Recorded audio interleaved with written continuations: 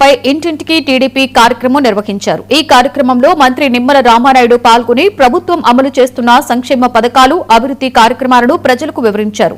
గత ప్రభుత్వ పాలనతో పోలిస్తే కూటమి ప్రభుత్వం సంక్షేమం, అభివృద్ధికి ప్రాధాన్యత ఇస్తుందని మంత్రి పేర్కొన్నారు. పెన్షన్ల పెంపు, దివ్యాంగుల సంక్షేమం, అమ్మఒడి అమలు, డిఎస్సి ద్వారా ఉపాధ్యాయ నియామకాలపై ప్రభుత్వం తీసుకున్న చర్యలను మంత్రి వివరించారు.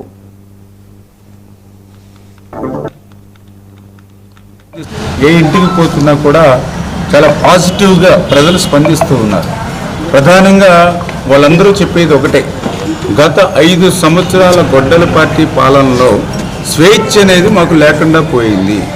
గట్టిగా ఆనందమో సంతోషం కలిగి నవ్వుకుందామన్నా కూడా ఆంక్షలు ఉండేవి.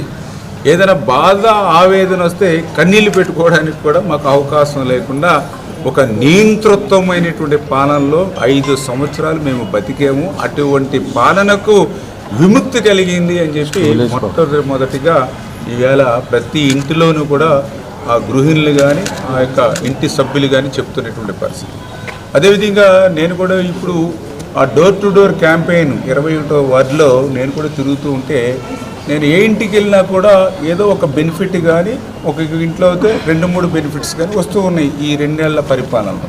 అందులో ముఖ్యంగా ఇప్పుడే మనం చూస్తే పింఛను ప్రతి ఇంటిలోనూ కూడా ఒక పింఛను కంపల్సరీ ఉంటుంది. ఏదైతే ఇక అత్తమామలకు కానీ, లేదంటే తల్లిదండ్రులకు కానీ, లేదంటే వితంతు పింఛను కానీ, దివ్యాంగుల పింఛను కానీ ఆ పింఛను చెప్తూ ఉన్నారు వాళ్ళు ఆనందంగా.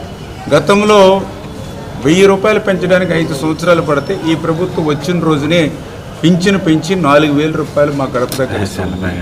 దివ్యాంగులకు 6000 ఇస్తుంది. ఎంతకంటే మంచి ప్రభుత్వం మాకేం కావాలి అని చెప్పి వాళ్ళు మాట్లాడుతున్నటువంటి పరిస్థితి.